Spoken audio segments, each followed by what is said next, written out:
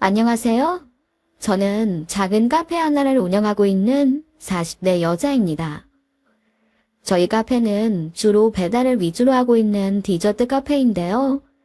디저트 위주로 판매하다 보니 새벽에 혼자 일을 할 때가 많아요. 일을 할 때마다 썰만 방송을 듣다 보니 애청자가 되었는데 이곳에서 참 용기를 많이 얻었어요. 저 역시 힘들고 어려운 일을 겪었거든요. 물론 좋은 분들의 도움으로 잘 극복해서 새로운 삶을 살고 있지만 그래도 문득문득 왜 나만 이런 일을 겪어야 하나 억울하고 서글플 때가 있잖아요. 하지만 이 방송의 사연을 듣고 사람 사는 거 다 비슷하구나. 나도 힘내서 더 열심히 살아야겠다. 이런 생각을 하게 되었네요. 그래서 저 역시 오늘 제 이야기를 해보려고 합니다. 제 사연을 듣는 분들 역시 용기와 힘을 받으셨으면 하는 마음으로 기막힌 저의 이야기를 들어주셨으면 해요. 저는 그냥 평범한 집에서 태어나 평범하게 자랐습니다. 그렇게 예쁘지도 그렇게 잘하는 것도 없었어요. 머리가 특별히 좋지 않아서 공부에도 큰 흥미가 없었죠. 부모님은 그래도 이런 저를 혼내시기보다는 네가 하고 싶은 걸 찾아보라고 하셨고요. 그래서 특성화고등학교에 가서 제과제빵을 배웠습니다.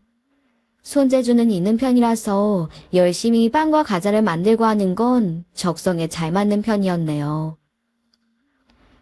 그렇게 졸업을 하고 일찌감치 대기업 계열의 제과점에 취직을 해서 직장 생활을 했어요. 뷔페 식당에 디저트를 만드는 일이었죠.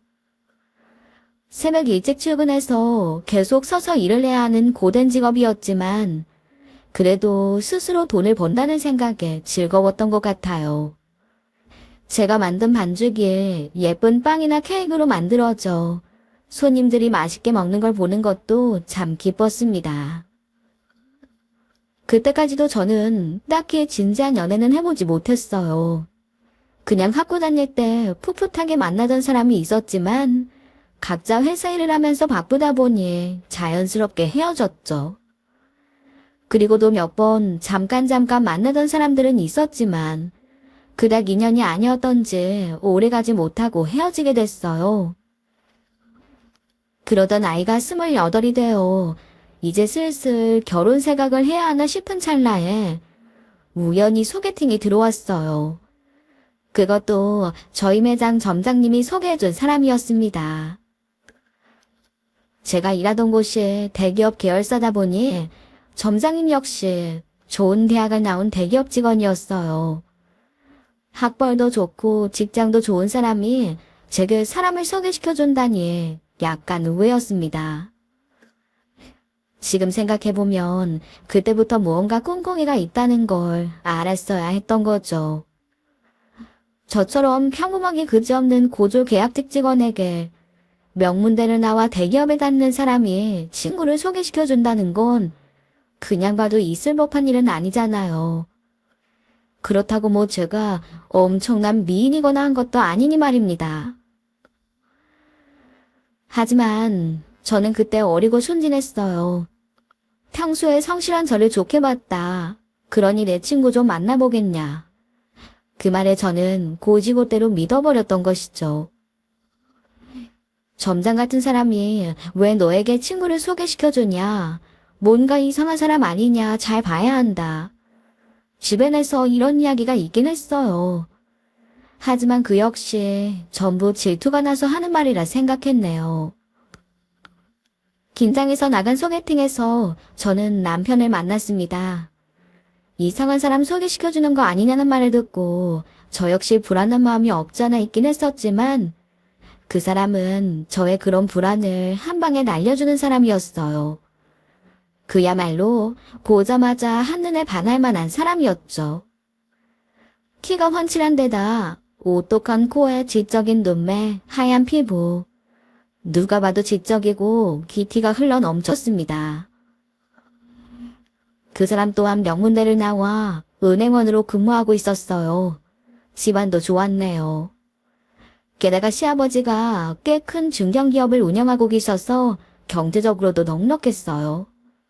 정말 그냥 봐서는 저와 만날 이유가 전혀 없는 그런 사람이었던 거죠. 저는 첫 만남에서 그 사람에게 반해버렸습니다. 여유 있는 태도와 멋진 분위기, 그리고 제가 갖지 못한 학벌과 직업.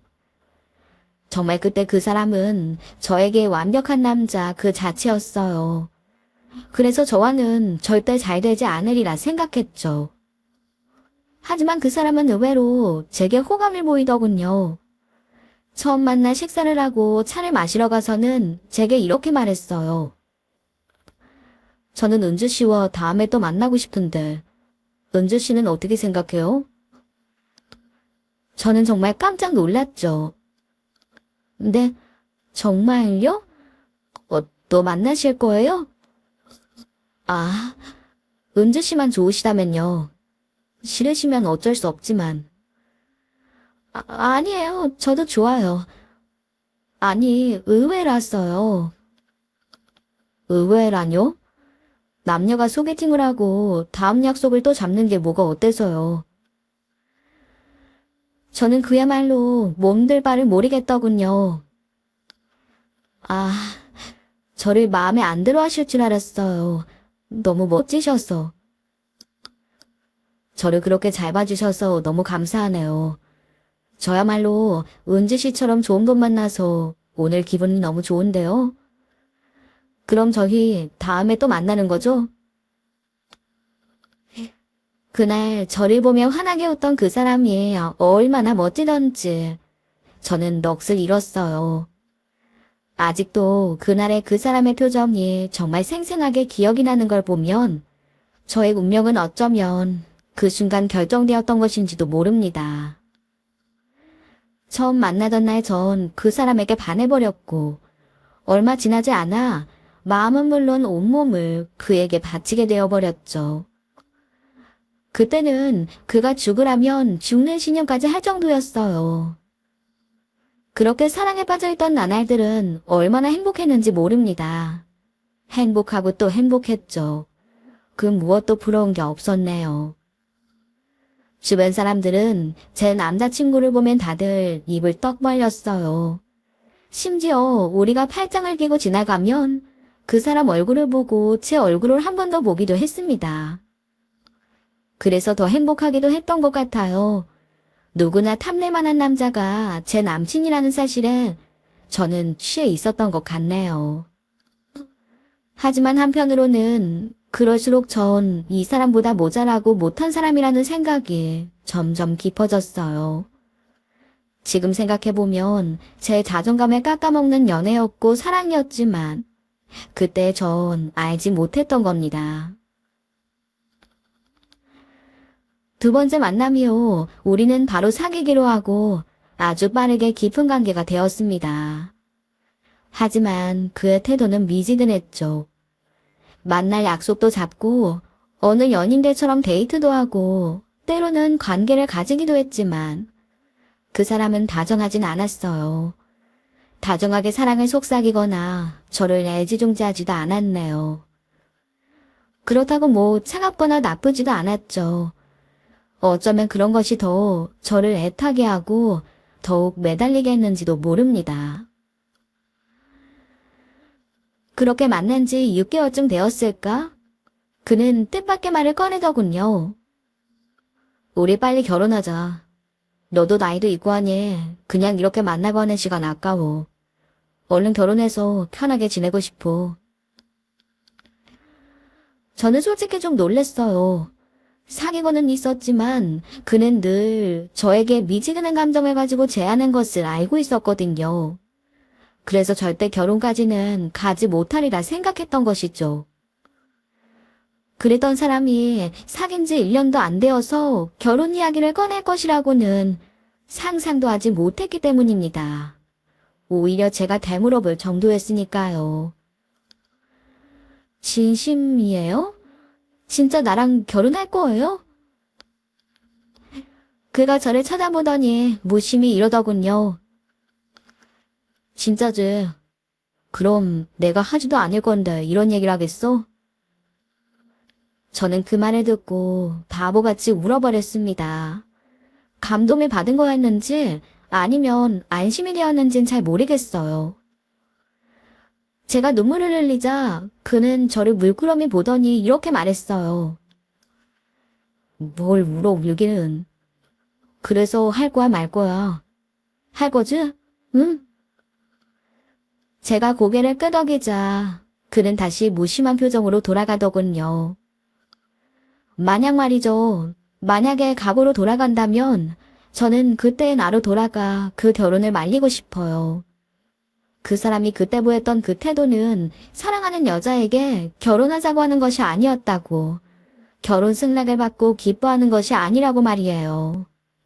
하지만 그때 전 그런 생각을 하지 못했어요. 그저 벅차오르는 감정에, 벅차오르는 마음에 하염없이 눈물만 나더군요. 이제는 더 이상 마음을 졸이지 않아도 된다는, 이 사람이 언제 나를 떠날지 몰라 안절부절하지 않아도 된다는 그런 기쁨에 어쩔 줄 몰랐던 것입니다. 그 사람이 저희 집으로 인사 오던 날, 좋은 집안과 좋은 학벌에 인물까지 좋은 그 사람을 저희 부모님은 너무나도 좋아하셨습니다. 제 동생은 나중에 제게 로또 맞았다고 할 정도였으니까요. 하지만 반면에 그 사람의 부모님은 저를 못마땅해 하셨어요.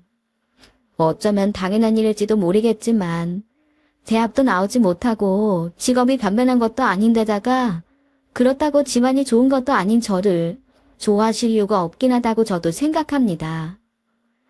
게다가 외모조차 전 그 사람에 비해 한참 모자라기까지 했으니까요. 하지만 그날의 기억은 너무나도 서러웠네요. 처음 인사를 간 날부터 시부모님은 저를 벌레 보듯 하시더군요. 선물꾸러미를 들고 고개를 숙였지만 거실에 앉아있던 시아버지는 저를 힐끗 쳐다보더니 보던 텔레비전에만 계속 시선을 두셨어요. 그리고 부엌 쪽에 있던 시어머니 역시 제 쪽으로는 고개도 돌리지 않았습니다. 집안에 짜장면 배달이 왔다고 해도 그것보다는 나은 대접을 받았을 거예요. 저는 어찌할 바를 모르고 현관에 우두커니 서 있었어요. 이럴 때 편을 들어주면 좋으련만 남자친구는 자기가 먼저 홀랑 신발을 벗고 집 안으로 들어서더군요. 그가 얼른 들어오라는 손짓을 했지만 저는 두 분 부모님의 서슬퍼럼기에 놀려서 이러지도 저러지도 못하고 우물쭈물거렸네요. 그때 부엌 쪽에서 인상 좋은 한 여자분이 얼른 나오더니 저를 보고 환하게 웃어 보였습니다. 그리고는 손을 뻗어 따뜻하게 제 손을 잡고 저를 끌어당겼죠. 아, 어서 와요. 오느라 고생했죠? 얼른 식사해야죠. 배고프지 않아요? 어머님, 아버님, 서방님이랑 결혼하실 분 오셨네요. 정말 반가워요.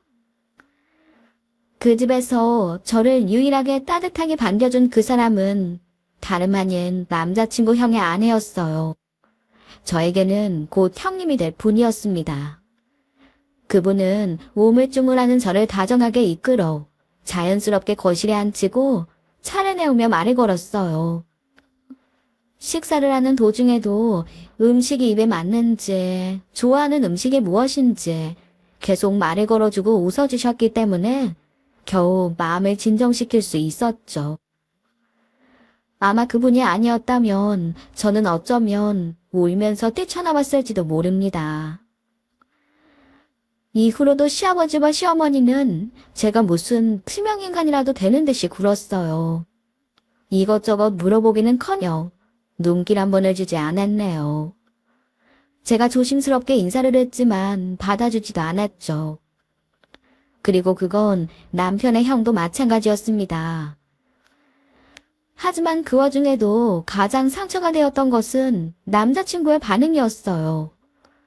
모든 식구들이 대놓고 차가운 냉대를 하는데도 그는 그런 상황이 안 보이는 것인지 아니면 모르는 것인지 저에게 말도 별로 걸지 않고 묵묵히 밥만 먹더라고요. 어쩌면 안 보이는 척 모르는 척 하는 것인지도 몰랐습니다. 그날 저를 사람 취급을 해준 사람은 단 한 명, 제 형님 자리 될 뿐이었네요. 차라리 결혼을 반대한다며 저에게 악다구니를 하거나 화를 내기라도 했으면 덜 비참했을까요? 겨우 어찌어찌 그곳을 나와 집으로 돌아가는데 바보처럼 눈물만 나더군요. 하지만 남자친구는 그런 저의 모습을 보고도 달래주기는커녕 아무 말도 하지 않았어요. 참다 못한 제가 말을 꺼냈습니다. 부모님이 나 싫어하시는 거예요? 나 너무 불편했어. 하지만 그는 무심히 한마디 대꾸할 뿐이었어요. 원래 그런 사람들이야. 신경 쓰지 마. 어떻게 신경을 안 써? 우리 결혼 반대하시는 거예요? 아니 그럼 무슨 말이라도 해야지. 날 투명인간 취급하는데 너무 힘들었어. 그때였어요. 갑자기 차를 거칠게 세운 그가 냉랭한 목소리로 제게 그러더군요. 그럼 반대하면 결혼 안 할 거야? 안 할 거면 하지 마. 결혼한다고 인사까지 갔는데 내 맘을 어찌해야 되는데? 아이씨 짜증나네. 야 내려. 너 데려다 줄 기분 아니야. 빨리 안 내려. 그는 오히려 저에게 버럭버럭 화를 냈죠. 당시 그에게 푹 빠져있던 저는 결혼을 하지 않겠다는 그의 말에 놀라서 펑펑 울면서 잘못했다고 빌었습니다. 바보처럼 이 사람이 결혼하자고 하는데 왜 그걸 못 참고 징징대었나 후회까지 했어요. 겨우겨우 사과를 거듭하고서야 그의 화는 풀렸죠. 상견례도 냉랭하기로 말하자면 둘째가라고 할 정도였습니다. 시부모님은 노골적으로 불편하고 못마땅한 기색이 역력했어요. 대놓고 저희 식구들을 무시하더군요. 저희 부모님의 인사도 제대로 받지 않았고 부모님의 말에 대꾸도 하지 않았어요. 저 혼자 투명인간 취급을 받았던 것도 서러웠지만 가족들까지 그런 취급을 받는다는 건 더욱 비참했습니다. 몇 번 말을 걸었다가 끝까지 무시당한 저희 부모님도 결국 입을 다무셨고 그렇게 상견례는 그 어떤 덕담이나 대화도 없이 그냥 그렇게 어색하게 끝이 나버렸죠. 그나마 형님이 저에게 반갑게 아는 체를 하고 저희 식구들에게 웃으며 말을 걸어준 덕에 도중에 뛰쳐나가지 않았을 정도였어요. 집으로 돌아와 자려고 놓으니 어머니가 조용히 제게 오시더군요. 그리고 제 손을 잡으며 이러셨습니다. 닥서방이 참 잘나고 가분한 사람인 건 알아. 네가 그 사람 좋아하는 것도 알고. 그런데 결혼은 네가 좋아하는 것보다 너를 더 좋아하는 사람이랑 하는 게 사는데 더 편할 수 있어. 오늘 그 집 사람들 보니까 만만치가 않더라. 그렇다고 박서방이 널 많이 감싸줄 것 같지도 않고. 너 그런 집안에 시집가서 괜찮겠니? 엄마는 걱정이 많이 된다. 하지만 이제 와서 결혼을 다시 생각하기에는 먼 길을 온 상태였어요. 지금 생각해서야 그때 멈췄어야 했다는 생각이 들지만 그때는 그렇지 못했습니다. 왜 똥인지 된장인지 찍어 먹어봐야 안다는 말이 있죠. 엄마의 말이 정확히 무슨 말인지 저는 다 이해하지 못했나요. 그리고 무엇보다 이제 와서 결혼을 그만두면 주변에서 쏟아질 말들과 시선이 어떨지 두렵기만 했어요. 어차피 다 의미 없는 것들인데 말입니다. 하지만 직접 겪어보지 않았으니 어찌 알았겠어요. 저는 그렇게 그 사람과 결혼을 했습니다. 결혼식은 조촐하게 치러졌어요. 신에게 재력에 비해서는 너무나 초라한 결혼식이었지만 저는 차라리 다행이다 싶었던 것 같습니다. 화려한 결혼식을 치르기에는 저희가 너무 모자랐기 때문이죠. 시댁에서는 남편 회사 근처에 20평도 안 되는 작은 아파트를 마련해 주었습니다. 평수는 작았지만 시내 중심이었기 때문에 가격은 엄청난 곳이었어요. 그곳에 살림에 채워넣는 것도 제게는 만만한 일이 아니었네요. 실에게 보내는 혼수를 준비하는 것도 버거웠죠. 저 때문에 부모님은 크진 않지만 그래도 빚까지 지셨어요. 그 모든 것이 부담이었기 때문에 차라리 그렇게 조촐하게 치러진 결혼식이 마음 편했다고나 할까요? 하지만 이 사정을 아는지 모르는지 사람들은 이걸 두고도 입방아를 찍어냈습니다.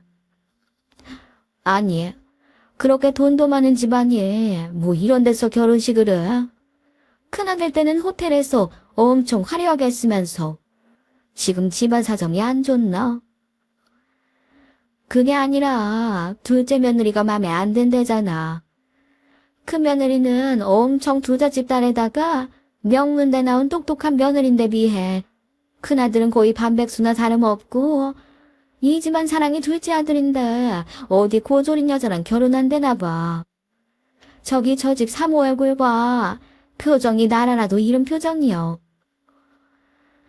저를 부러워하고 질투했던 친구들과 직장 동료들 역시 결혼식장에 와서는 그럼 그렇지 하는 표정들로 있었네요. 그럴수록 저는 주먹을 꼭 쥐고 결심을 했어요. 니들이 전부 놀랄 정도로 잘 살아보겠다고 말입니다. 누구나 부러워할 정도로 아주 행복하게 잘 살아서 당신들 꼴을 납작하게 해주겠다고 결심하고 또 결심했어요. 하지만 그런 결심이 무색하게 결혼식이 끝난 후 떠난 신혼여행에서도 남편의 태도는 힘들어하기만 했어요. 신혼여행이 아니라 무슨 휴가라도 떠나온 사람처럼 그 어떤 것도 귀찮아하더군요. 신혼여행을 온 다른 부부들이 석양을 바라보며 산책을 하거나 분위기 좋은 식당에서 식사를 하는 것을 저는 그저 바라만 보아야 했네요. 그는 매일 방에 처박혀 잠만 잘 뿐 아예 나가려 하질 않았어요. 모든 것을 귀찮아하고 짜증스러워하는 그의 태도에 서러웠지만 어쩔 수는 없었습니다. 저는 잘 사는 모습을 보여야 했고 그러려면 참아야 했으니까요. 결혼 후 회사를 그만두었으면 하는 남편의 뜻에 따라 저는 회사를 그만두고 주부가 되었어요. 그리고 매일같이 시어머니의 호출이 시작되었습니다. 아침에 남편이 출근하고 나면 시댁으로 가 청소와 식사 준비, 빨래를 하는 생활이 이어졌어요. 100평 가까이 되는 큰 집을 저 혼자 관리해야 했던 것입니다. 시어머니는 제가 군소리 없이 일을 하자 짐을 돌봐주시던 분들을 전부 정리하고 아예 저에게 모든 집안일을 떠맡겼어요. 저는 이를 악물고 열심히 일했습니다. 이렇게 노력하다 보면 언젠가는 이분들이 알아주지 않을까 하는 마음이었죠. 하지만 시어머니와 시아버지는 저에게 온갖 폭언을 쏟아내기만 하시더군요. 어느 날은 아침 식사를 하던 시아버지가 뭔가 기분 안 좋은 일이 있었는지 국을 한 숟갈 뜨자마자 제게 숟가락을 던졌습니다. 숟가락은 제 이마를 맞추고 바닥으로 댕드랑 떨어졌어요. 시아버지는 녹이 등등한 얼굴로 마구 고함을 지르며 저를 향해 국그릇도 던졌어요. 너는 국 하나도 제대로 못 끓이냐? 짜거나 싱겁거나 맨날 이따위야. 그리고 뭐 잘한다고 남 밥 먹는데 거기 서서 쳐다보고 지랄이야. 안 그래도 얼굴만 봐도 짜증나는데 밥맛 떨어지게. 너 다음부턴 밥만 차려놓고 얼른 꺼져. 나 나갈 때까지 나오지도 말어라. 알았어? 저는 뜨거운 국물을 뒤집어 쓴 채 눈물만 뚝뚝 흘렸습니다. 그 모습을 보던 시모가 눈을 흘기며 말을 못하더군요. 뭘 미련곰탱이처럼 서 있어. 아버지 말씀 못 들었니? 기가 먹었어? 꼴 보기 싫으시대잖아. 2층 올라가. 가서 너희 아버님 출근하실 때까지 내려오지 말어라. 뭐하니? 빨리 안 움직여. 저는 눈물을 훔치며 2층으로 올라갔어요. 제 뒤에다 대고 시어머니는 이랬습니다. 하여튼 머리가 나쁜 것들은 눈치도 없어가지고 미련하게만 굴고 아우 진짜 꼴 보기 싫어 죽겠네. 그 외에도 청소를 하면 제대로 안 했다 욕을 먹고 다시 꼼꼼하게 하면 무슨 청소를 하루 종일 하느냐고 욕을 먹는 그런 생활은 반복이었어요. 저는 점점 지쳐갔네요. 남편은 당연하게도 제 편을 들어주지 않았어요. 아니, 아예 저에겐 관심도 없었습니다. 저는 그렇게 하루하루 반복되는 생활을 해낼 뿐이었네요. 가장 비참하고 서러운 것은 그들에게 결코 가족으로 인정을 받지 못한다는 것이었어요. 시부는 아예 제 얼굴조차 보지 않으려고 했고, 이에 전 아침만 차려놓고 시부가 출근할 때까지 쪽방에 숨어 있어야 했습니다. 가족끼리 저녁을 먹을 때도 저는 밥을 차리고 중간중간 국을 떠주거나 물 심부름만 할 뿐, 같이 식탁에 앉아 밥을 먹지 못했어요. 그리고 남편은 제가 밥을 굶든 욕을 먹든 말든 전혀 신경을 쓰지 않았죠. 이런 생활에 단 한 줄기의 빛이 된 것은 형님뿐이었어요. 형님은 중간중간 저를 찾아와 제 손을 잡고 위로해 주셨네요. 남편의 형은 남편과 다르게 공부를 그리 잘하는 편도 아니었고 지금껏 제대로 된 직장도 없이 아버님 회사에서 일을 배우고 있었어요. 하지만 일을 제대로 못해서 매일같이 욕을 먹고 있었죠. 반면에 형님은 좋은 집안에서 곱게 자란 사람이었습니다. 인품도 좋고 똑똑해서 저는 정말 형님을 좋아했어요. 시부모님도 형님은 어려워해서 함부로 하지 못했고요. 형님은 늘 제 처지를 안타까워하고 어떻게든 도와주려 했습니다. 동서, 무슨 도울 일 있으면 언제든지 전화해. 알았지? 내가 일을 해서 자주는 못 와보지만 도울 일 있으면 도울게. 그리고 너무 시부모님 눈치 보지 마. 그냥 잘 살면 되잖아. 왜 그렇게 눈치를 봐. 형님은 정말 친언니 같았어요. 주말에 가족 모임이 있을 때면 꼭 저를 식탁에 앉혀서 밥을 먹자고 말해주었네요. 또 만날 때마다 화장품 같은 선물을 가져와 안겨주었어요. 어느 날은 주중에 갑자기 휴가가 생겼다며 시댁으로 찾아와 저를 데리고 나가주기도 했습니다. 어머님, 오늘 제가 동서랑 꼭 갈 곳이 있어서요. 그러니까 나머지 일은 좀 어머님이 해주세요. 죄송해요. 동서, 얼른 가자, 빨리. 형님의 재촉에 얼결에 집을 빠져나온 날, 형님은 저를 데리고 고깃집에 가서 한우를 사 먹었어요. 그리고 저를 토닥였죠. 동서, 너무 힘들면 다 그만둬도 돼. 내가 동생 같아서 보기 안타까워서 그래. 왜 이렇게 사는 거야? 꼭 안 그래도 충분히 행복하게 살 수 있잖아. 저는 그날 눈물을 쏟으며 형님에게 진심을 말했어요. 형님, 알아요, 저도. 전 미련하고 어리석은 거. 하지만 부모님에게 이렇게 대못받고 주변 사람들에게 비웃음 사고 싶지 않아요. 괜찮아요. 저 꼭 이겨내서 잘 살아 보일 거예요. 힘들지만 꼭 이악 물고 잘 살 거예요. 두고 보세요. 형님은 그런 미련한 저를 부둥켜 안고 엉엉 우시더군요. 저 역시 얼마나 울었는지 모릅니다. 말은 그렇게 했지만 상황은 좀채로 나아질 기미가 보이지 않았거든요. 날이 갈수록 시부모님의 한야 취급은 심해졌습니다. 이제 막말과 욕을 하면서 그릇을 던지고 손에 들고 있던 물건을 던지는 일이 일상이 되어버렸죠. 게다가 남편과의 관계도 점점 나빠지기만 했네요.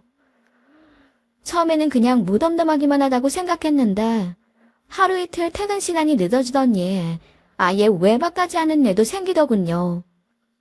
술 냄새를 풍기다 못해서 여자 향수까지 잔뜩 묻혀오던 날 저희의 관계는 최악이 되었습니다.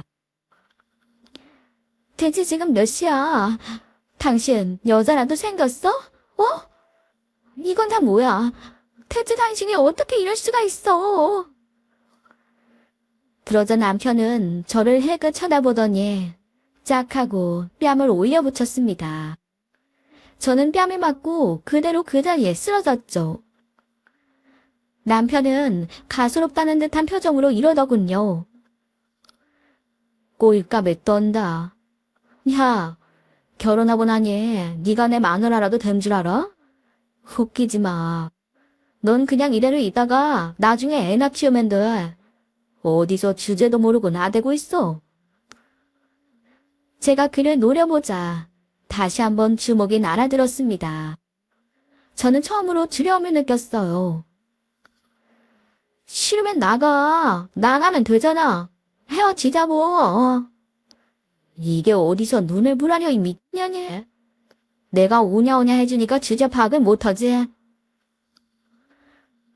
그날 저는 남편의 폭력 앞에 결국 무릎을 꿇었습니다. 살기 위해서는 잘못했다고 빌어야 했죠.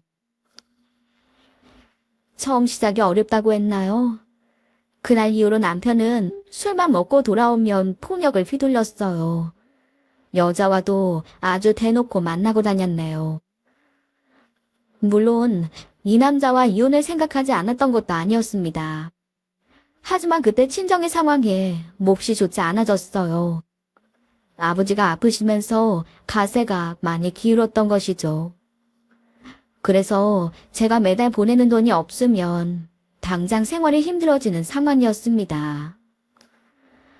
남편은 제게 주먹을 휘두른 다음 날이면 꽤 두툼한 봉투를 던져주었어요. 치욕스럽고 서러웠지만 저만 보고 있는 친정 식구들에게 그 돈은 큰 도움이 되었죠. 그렇게 맞거나 멍든 얼굴이 되면 당분간은 시댁에도 가지 않아도 되었습니다.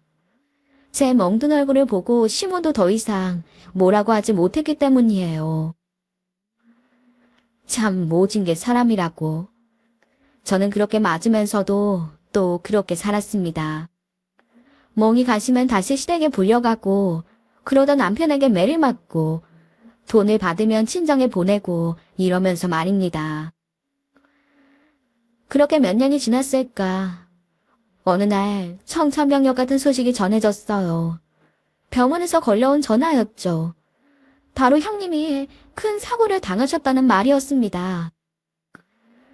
저는 시댁에 있다가 그 전화를 받자마자 곧바로 병원으로 뛰어갔습니다. 하지만 형님은 이미 이 세상 사람이 아니었어요. 음주 차량이 신호를 위반하고 형님 차를 들이받았고 형님은 그 자리에서 숨을 거두시고 마셨던 것입니다. 저는 형님의 차가운 손을 잡고 울부짖었어요. 형님의 가족들이 오히려 저를 말리고 위로할 정도였으니까요. 도저히 숨 쉴 구멍 하나 없는 제 인생에서 유일한 빛이자 안식처였던 형님을 그렇게 떠나보내는 제 심정은 이루 말할 수 없이 비참하고 또 슬펐습니다. 형님의 장례식은 성대하게 치러졌습니다. 모두들 젊은 나이에 아깝게 세상을 떠난 형님의 죽음에 슬퍼했어요. 인간미라고는 티끌만큼도 없어 보였던 시부모님마저도 형님의 죽음에는 충격을 받은 것처럼 보일 정도였죠. 하지만 이상한 일이었어요. 형님에게는 10살 먹은 아들이 하나 있었는데요. 늘 애지중지 사랑해 누구도 맞이 않는 아들이었어요. 하지만 형님의 가족들은 그 어느 누구도 그 아들에게 관심을 보이거나 자기들이 거두겠다고 하는 사람이 없었습니다. 애 아빠가 키워야 하는 것이 맞긴 했지만 슬퍼하는 형님의 친정 식구들 중 그 누구도 그 아들에게 눈길을 주거나 안아주는 사람조차 없었네요. 가장 이상한 일은 아주버님 역시 아이에게 관심이 없었다는 것이죠. 망연자실한 표정으로 장례식장을 지키고 있던 그였지만 아이를 챙길 생각도 곁을 내줄 생각도 없어 보였습니다. 결국 보다 못한 제가 아이를 먹이고 재우고 달래주었어요. 갑자기 엄마가 사라진 아이는 아빠의 냉대 속에 겁을 먹고 조용히 웅크리고 있더군요. 장례식이 끝난 뒤 아이는 결국 시댁으로 오게 되었습니다. 그리고 그 아이를 돌보게 된 사람은 결국 제가 되었어요. 하지만 저는 열심히 아이를 입히고 먹이며 돌보았습니다. 형님만큼은 아니지만 형님의 사랑과 은혜에 보답하고 싶었기 때문이죠. 다행스럽게도 아이는 상처를 잘 극복하고 무탈하게 자라주었네요. 그리고 저를 잘 따랐습니다. 그렇게 아이가 저를 잘 따르자 시부모님의 반응도 눈에 띄게 부드러워지더군요. 무엇보다 놀라운 건 남편이었죠. 아이가 저와 떨어지기를 너무 싫어해 제가 시댁에서 아이와 함께 자는 날이 종종 있었어요. 그러면 남편이 시댁에 와서 저녁을 함께 먹곤 했었는데 아이를 대하는 태도가 퍽이나 다정했습니다. 그리고 저 역시도 다정하게 대하더군요. 그리고는 이런 말까지 하는 거예요. 차라리 아이를 우리 집에 데려가서 키우자. 어차피 우리 부모님도 아이 키우기는 힘들어 하실 텐데. 당신도 이제 부모님 집에서 고생하지 말고 집에서 애만 키워. 집도 좀 넓은 곳으로 이사도 가고 그러자. 저는 어안이 벙벙했죠. 아이가 복덩이였는지 그날 이후 저는 처음으로 사람 대접을 받았어요. 하지만 저는 그건 역시 어쩌면 형님의 은혜였는지도 모른다 생각했네요. 사실 결혼한 지 3년이 다 돼가도록 제게는 아이가 생기지 않았어요. 제대로 된 관계는커녕 인간 취급도 받지 못하니 결실을 맺을 리가 없었죠. 하지만 이대로라면 나 역시 다른 사람들처럼 평범하게 살 수 있을지도 모른다는 희망이 생겼습니다. 결혼하고 나서 처음으로 행복했어요. 그렇게 형님의 기일이 다가왔습니다. 시간이 너무나도 빨랐죠. 저는 조용히 아이를 데리고 형님의 납골당을 찾았어요. 제가 이렇게 살 수 있게 된 것이 다 형님의 은혜라는 생각이 들었거든요. 그리고 무엇보다 이렇게 어린아이를 놓고 눈을 감아야 했던 형님이 얼마나 아이가 보고 싶을까 하는 생각이 들기도 했네요. 납골당에서 형님은 여전히 인자한 미소를 짓고 계셨어요. 그 모습을 보자 또 눈물이 왈칵 쏟아졌죠. 전처럼 아무리 힘든 상황이 다시 온다고 하더라도 형님이 살아계신 것이 훨씬 더 그리웠으니까요. 그때였습니다. 형님의 납골당 앞에서 엉엉 우는 저를 보고 아는 체를 하신 분이 계셨어요. 저는 그 얼굴을 보고 깜짝 놀랐죠. 사부인 어른도 오셨군요. 어떻게 지내셨어요? 형님의 어머니이신 사부인은 그간 몰라보게 얼굴이 상하셨더군요. 사부인은 한참을 우시더니 제 손을 끌고 밖으로 향했어요. 그리고는 노트 한 권을 꺼내어 제게 건넸습니다. 사돈, 그 아이 누구인지 알아요? 이거 우리 애 일기장이에요. 우리 애가 늘 꼼꼼하게 일기를 써서 내가 우리 애 침 챙기면서 챙겨왔어. 이것 좀 읽어줘요. 내가 푼통이 터져서 제명에 못 살 것 같아. 내가 사돈 댁은 믿으니 주는 거예요. 그 말에 저는 무언가 큰일이 생길 것 같다는 예감이 들더군요. 그리고 당장 집으로 돌아와 일기장을 펼쳤습니다. 그것이 제 인생을 송두리째 흔들어 놓을 것이라는 것도 모르고 말입니다. 형님의 일기를 읽으며 저는 얼마나 울었는지 모릅니다. 가여운 형님은 그렇게 평생을 남을 위해 좋은 마음만 쓰다 가셨어요. 저에 대한 애틋한 마음을 적어놓은 부분에서는 일기를 껴안고 통곡을 했죠. 형님은 절 진심으로 친동생처럼 여기고 계셨어요. 그런 형님이 그립고 또 그런 형님을 괴롭힌 인간들이 증오스러워 저는 밤새 가슴을 뜯으며 통곡했습니다.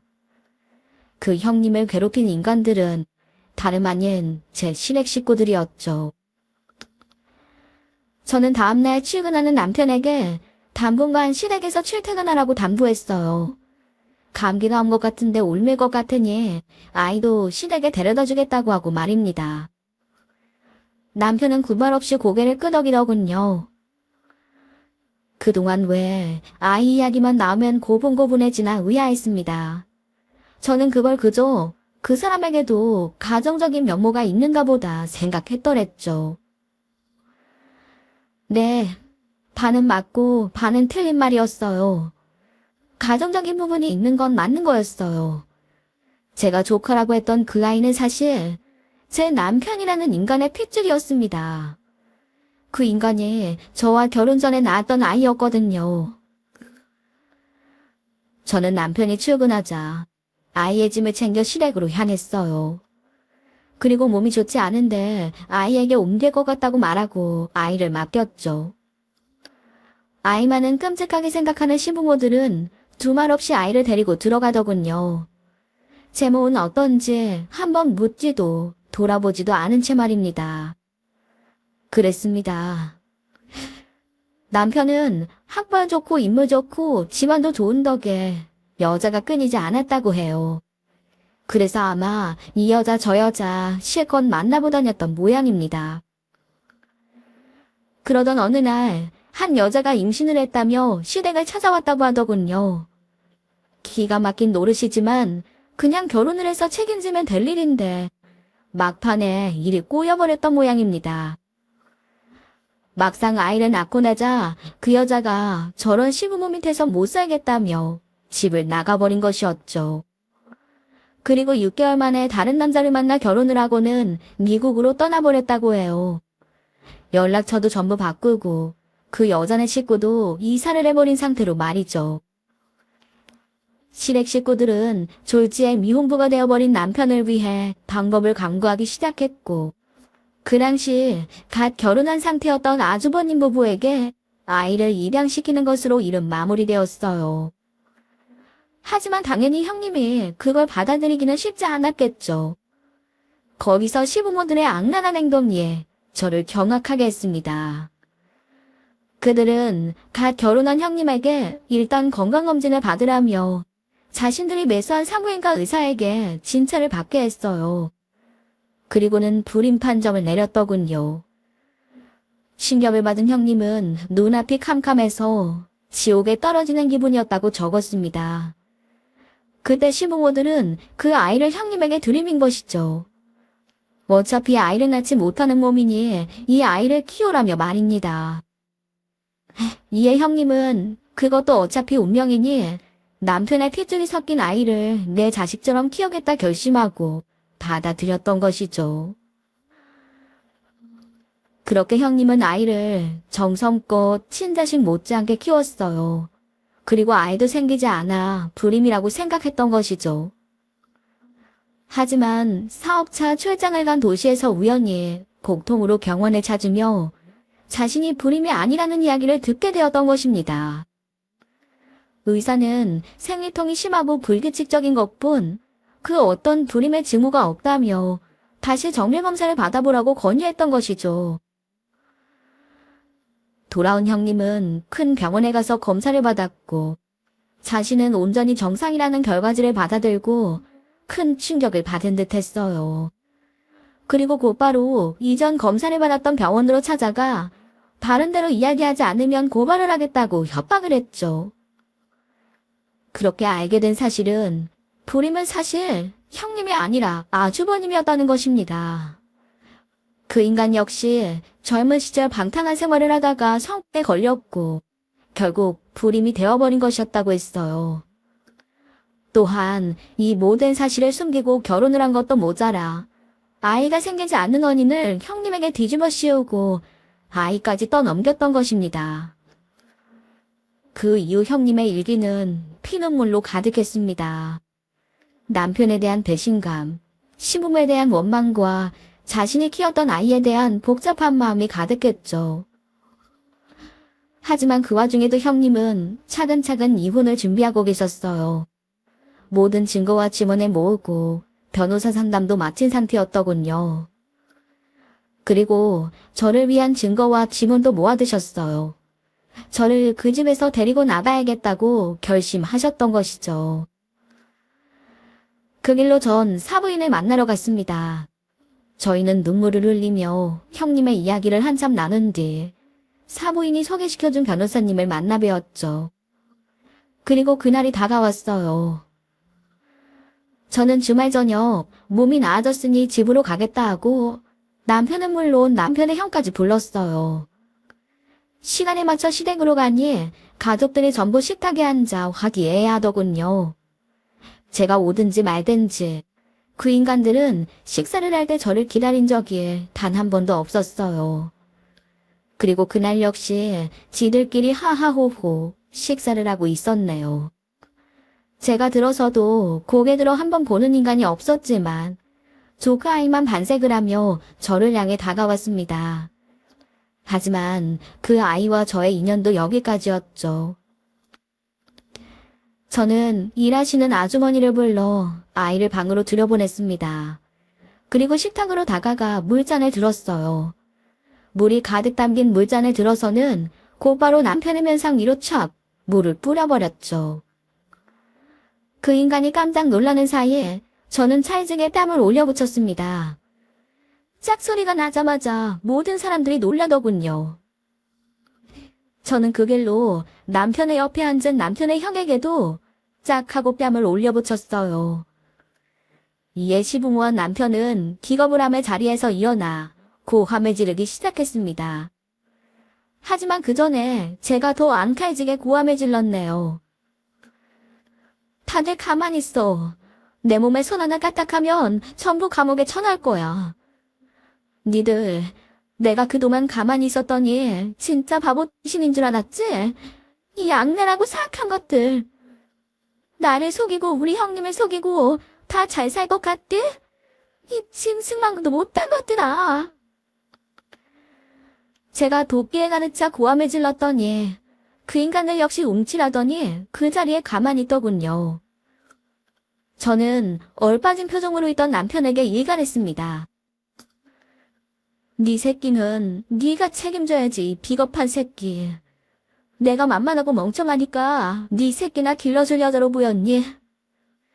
차라리 솔직하게 말을 하고 엎드려 부탁을 했어야지. 뭐 주제 파악도 못한다고?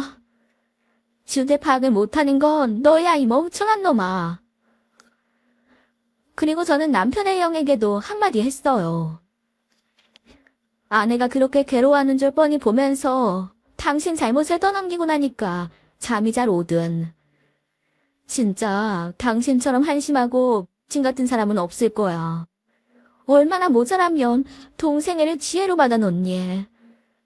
마누라에게 없는 병도 만들어 씌워놓고 아빠 회사에서 한 자리 얻어먹으니 좋대. 좋아? 형님은 네가 죽인 거나 다름없어, 이 X나. 그때였죠. 시모가 벌떡 일어나 제게 고함을 질렀어요. 야! 이게 아주 미쳤구나. 너 진짜 죽으려고 환장했어. 저는 시모 앞에 있던 국그릇을 그대로 시모의 면상으로 던졌습니다. 국을 정통으로 얼굴에 맞은 시모는 그 자리에 털썩 주저앉았죠. 저는 반찬 그릇도 몇 개 더 집어서 이번에는 시모의 면상으로 날렸어요. 그리고 그 늙은 인간들에게 단호하게 선언했습니다. 자, 멍청하고 미련한 너는 이제 꺼져 줄 테니까 니들끼리 잘 먹고 잘 살아. 나 이제 더 이상 니들 며느리 아니야. 그동안 내가 해준 밥, 내가 빨래해준 옷 잘 입고 다니면서도 말로 몇 번이나 날 죽인 당신들 각오해. 나도 이제 더 이상은 참지 않을 테니. 어디 기대해. 멍청한 년이 발악하면 어떨지 내가 보여줄게. 저는 그 길로 돌아서서 그 집을 나왔습니다. 마지막으로 남편의 면상에 이혼 소장을 번지는 것도 잊지 않았어요. 제가 그렇게 당당하게 할 수 있었던 것은 순전히 형님의 도움이 있었기 때문이었습니다.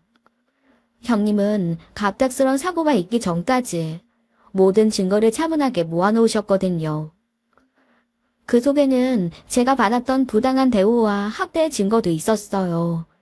제가 남편에게 폭행을 당할 때마다 사진을 찍고 진단서를 받아놓으라고 신신당부해 놓았던 것도 다 미래를 위해서였던 것이죠. 형님의 친정은 절대 이 일을 자시할 수 없다며 제게 모든 소송 비용을 부담할 테니 마음껏 싸우라며 최고의 변호사를 붙여주었습니다. 물론 저는 이게 자신이 있었어요. 저는 형님을 대신해 그동안 형님이 입었던 피해 보상에 대한 소송을 진행했네요. 그리고 이혼에 앞서 아예 거짓으로 인한 혼인 취소를 걸었습니다. 그리고 피해 보상과 위자료 청구 소송까지 한 번에 진행했어요. 그지만은 이어지는 줄 소송에 혼비백산한 듯 보이더군요. 그 내용이 들으면 모두를 경악하게 하는 것이라 더더욱 그랬습니다. 사정을 듣게 된 사람들은 전부 그들의 인성에 치를 떨었고 시부가 하던 사업체 역시 급격하게 기울기 시작했어요. 거래처들이 평판이 나빠질 것을 우려해 전부 거래를 끊었고 우수한 직원들마저 전부 경쟁사로 가버린 것입니다. 어쩌면 그들의 업보였던 것이죠. 아무리 악행이 밝혀졌더라도 그들이 평소에 잘 살았다면 주변에 조금이라도 남는 사람이 있었을 거예요. 하지만 평소에도 그들의 안하무인에 질려버린 인간들이 이때다 싶어 동시에 연을 전부 끊어버렸던 것이죠. 이어진 소송에는 전부 제가 승소했습니다. 모든 증거가 확실하고 저를 위해 지문을 해주겠다는 사람들도 넘쳐났어요. 저는 그동안 살던 시내의 집을 비롯해서 피해 보상으로 상당한 금액을 받을 수 있었죠. 그 와중에 들려온 시댁에 대한 이야기는 참 그런 막장도 막장이 없더군요.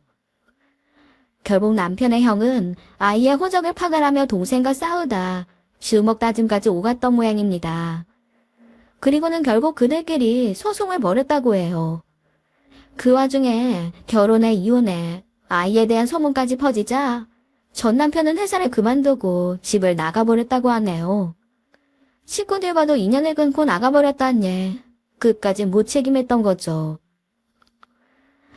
남편의 형은 그나마 적을 두던 아버지 회사에서 잘리고 난 뒤 시아버지와 대판 싸우고 연을 끊었다는군요.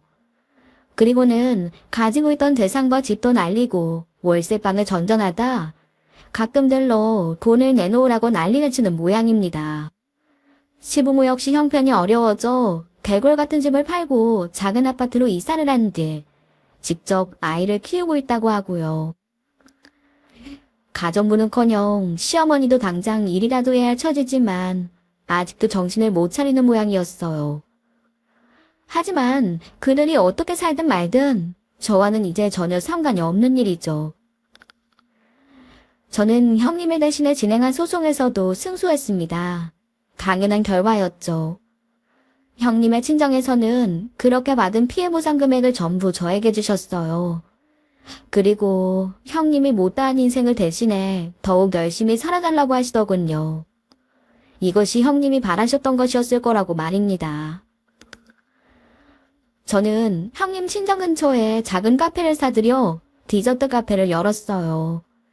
그동안 제가 틈날 때마다 작은 빵이나 쿠키를 구워 선물하면 형님이 정말 좋아하셨던 것이 생각났기 때문이에요. 그리고 아직까지도 형님의 어머니와 자주 만나고 있어요. 종종 저희 가게 와서 따뜻한 차를 마시고 형님이 좋아하던 빵과 과자를 사가지고 가십니다. 언제나 저를 지지하고 응원해주시는 어머님은 형님과도 너무나 비슷한 부분이 많으신 분이죠. 다행히 가게는 나날이 번창하고 있어요. 젊은 사람들에게도 인기가 많아서 주말에는 오픈 전부터 사람들이 줄을 서서 쿠키 같은 디저트를 사갑니다. 내년에는 2호점을 열어서 더욱 크게 확장을 할 계획도 있고요. 이렇게 저는 하루하루 열심히 살아갑니다. 그동안은 희망이라고는 눈꽃만큼도 보이지 않을 정도로 암울하기만 했는데 이제는 내일을 오늘보다 더, 내년은 올해보다 더 좋을 것이라는 희망으로 가득해요.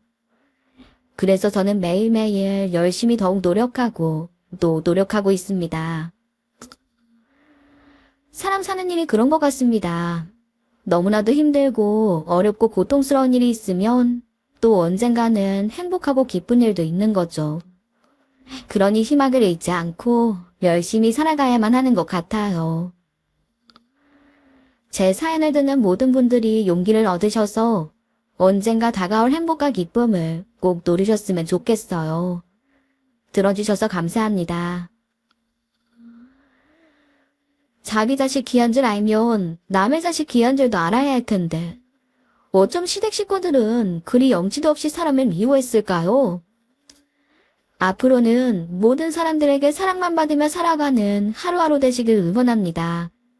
또한 썰맘 시청자분들도 사연자님께 응원의 메시지 부탁드려요. 그럼 전 더 시원한 사이다 사연으로 여러분들을 찾아오겠습니다. 감사합니다.